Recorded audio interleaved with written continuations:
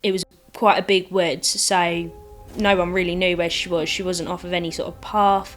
There was no tracks to try and find her, and she was so distraught. She'd changed her mind and she wanted to go back to the hospital. She wanted to get some help. In the end, we had drones out, there was dogs out the whole time I stayed on the phone with her. Could be anything, you never know, from a shoplifting or my neighbours have moved my bins to a public cardiac arrest, passed through from the ambulance service. It could be a car crash that turns out to be fatal. Different calls, different scenarios can have different impacts on different people. There's great support within the control room. We have peer support, which is sort of just normal people like us from the control room who have had sort of specialised training so that they can offer you some extra support if you need it, go for meetings, even if you just need to sit down for sort of 5 minutes just to get something off your chest, just to, lift that weight a little bit. Just to say that I'm part of Kent Police, it's a big achievement. Not everybody can say that. Nowhere that I've worked before has been the same. Everyone's just so friendly and so nice. If you're having a bad day, someone will come up to you and ask if you're alright. It's definitely friends for life.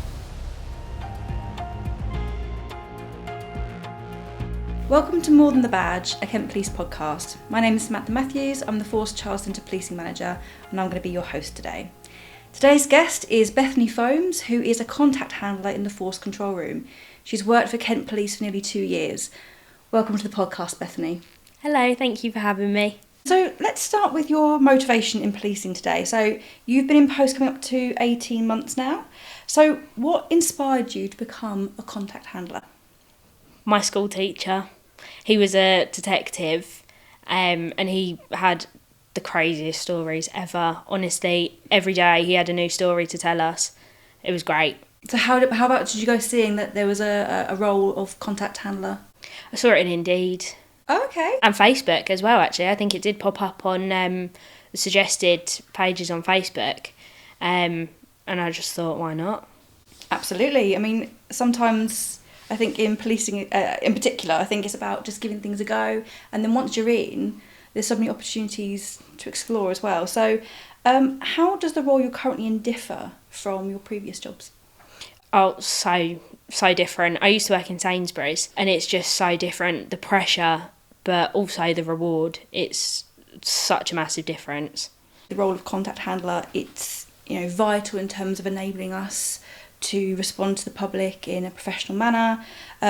So could you talk us through what does your role entail? There's a lot to it. So you sort of start 15 minutes earlier just to make sure that you're there, you're ready to go for on the hour. I like to get there about half an hour early just to make sure I'm really ready to go. Get a coffee, go to the toilet if you need to, just be ready to start for the hour. And then there's sort of all different shifts that you can do. So there's early turns, late turns and night duty, but the latest I will finish is 10 p.m. because I'm on core hours contract. So my earliest start is a 6 a.m. and my latest finish is a 10 p.m. But if you were on night duty, that could be a 10 p.m. until 6 a.m. shift. So it sort of varies depending on what contract. Obviously, you get the call come through. You have different sounds come in depending on if it's a 999 or a 101 call. So if it's going to be a 999 call, it sort of buzzes like an alarm. But the first thing you got to do is get where they are. Because if you haven't got where they are, you can't send anyone out. You can't send an officer nowhere. So you got to get that and then take the details, take their name, what it is that's going on. You have to thrive it, so what the threat, harm and risk is. So you've got to have a really good understanding of risk in your job?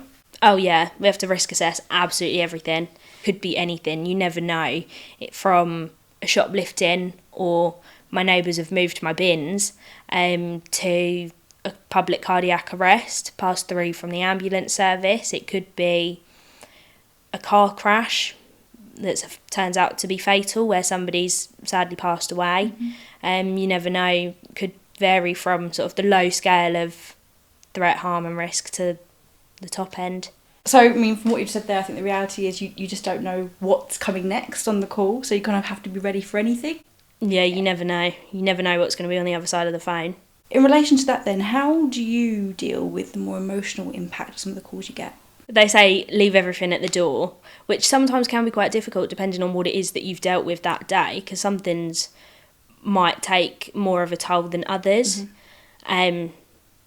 But sometimes it's difficult, but you do what you got to do at the end of the day. You go to work, do a job. And what sort of support mechanisms do you have in place, within the organisation that can help you? There's great support within the control room. We have peer support, which is sort of just normal people like us from the control room who have had sort of specialised training so that they can offer you some extra support if you need it, go for meetings, even if you just need to sit down for sort of 5 minutes just to get something off your chest, just to, lift that weight a little bit. And we also have our trauma risk incident management, or TRIM, which is basically sort of people within the control room, so team leaders, dispatchers who send out the officers, contact handlers who are also trained if there's been a really distressing sort of major incident that's happened. So for example, maybe a pile up on the motorway, or a death, or something that's really going to take a toll on somebody.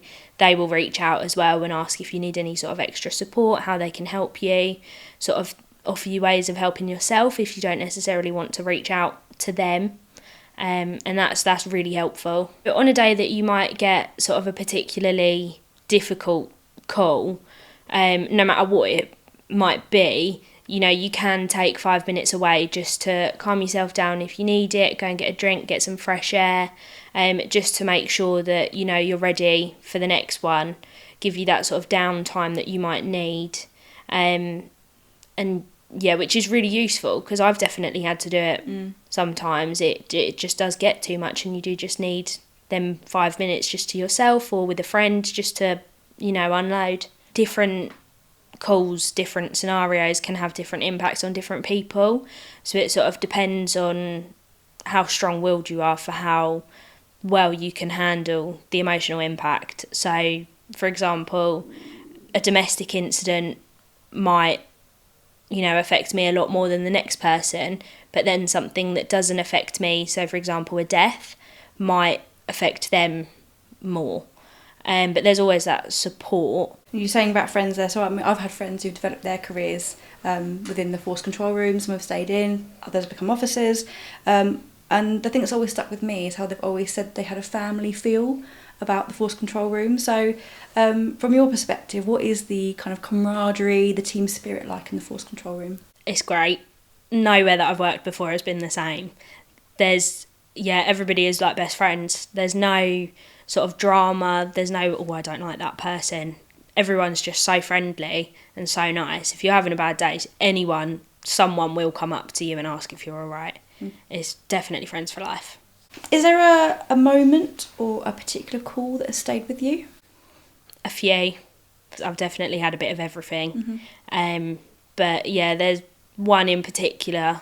I was just out of grad base, so just out of training, and there was a woman who'd called saying that she wasn't having the best time. She'd been in the hospital for her mental health, and she'd come out on day release.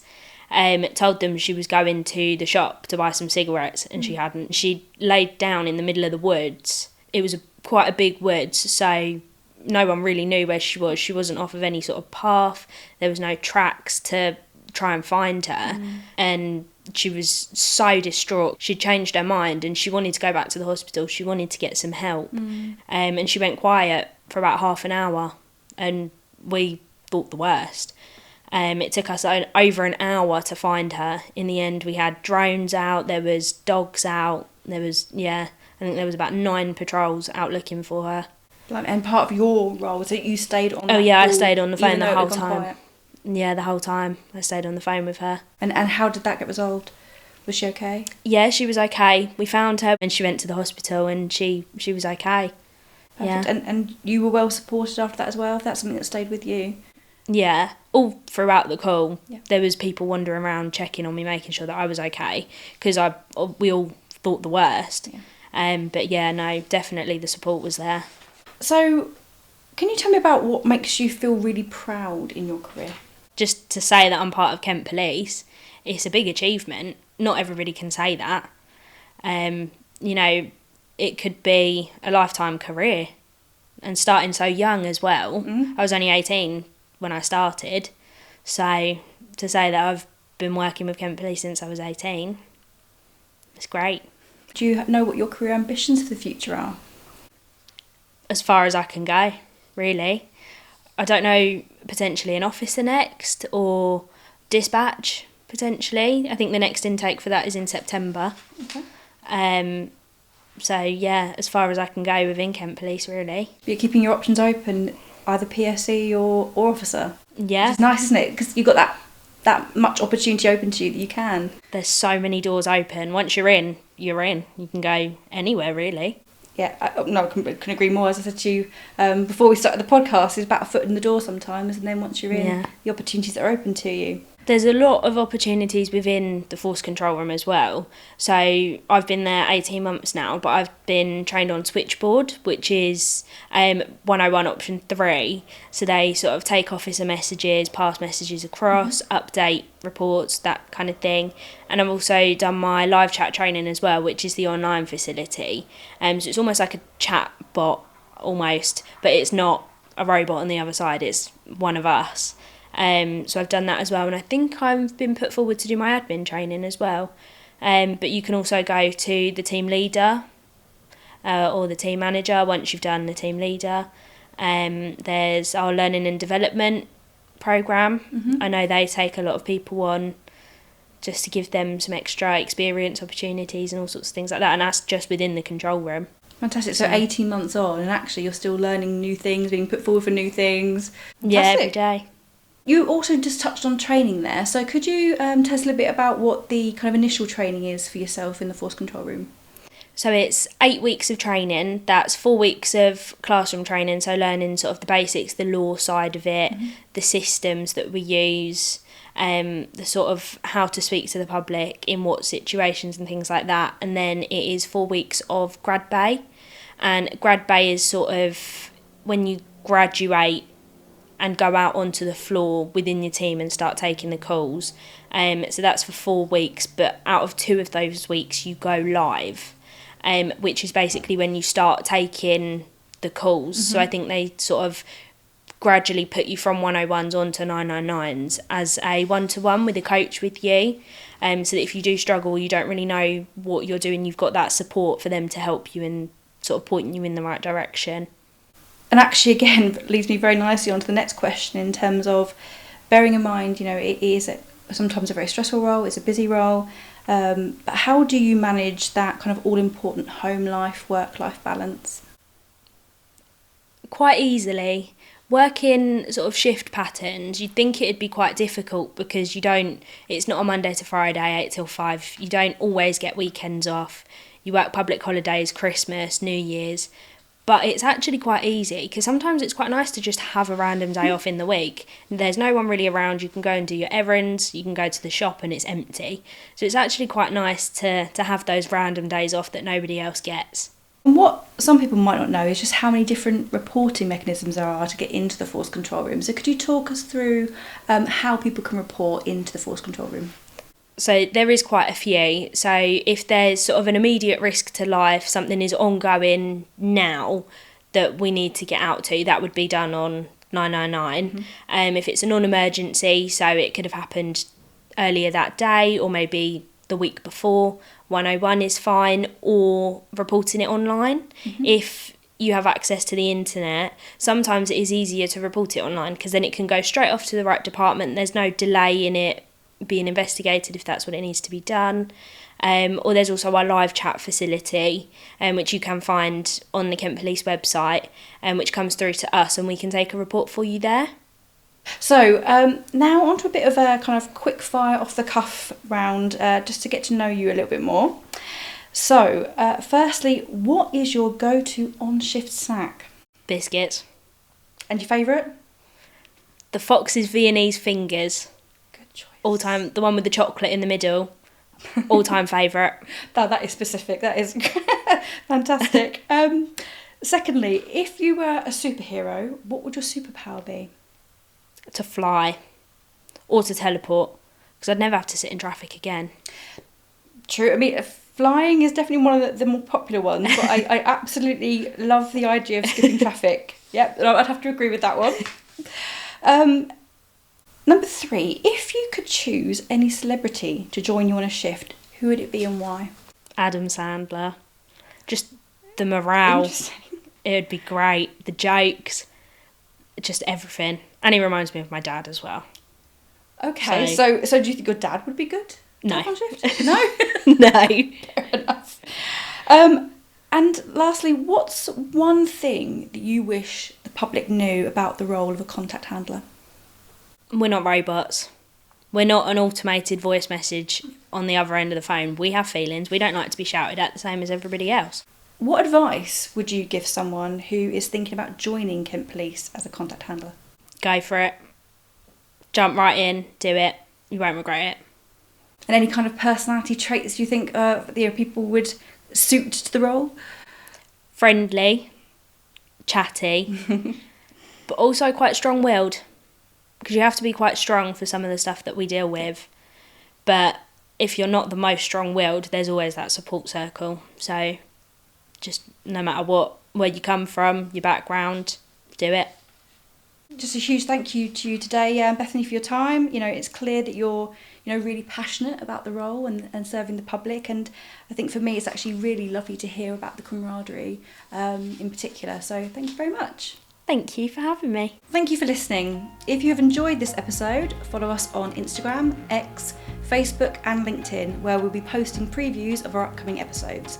Don't forget you can watch this episode by subscribing to our YouTube channel and find out more about the variety of career opportunities available by searching Kent Police Careers. See you soon.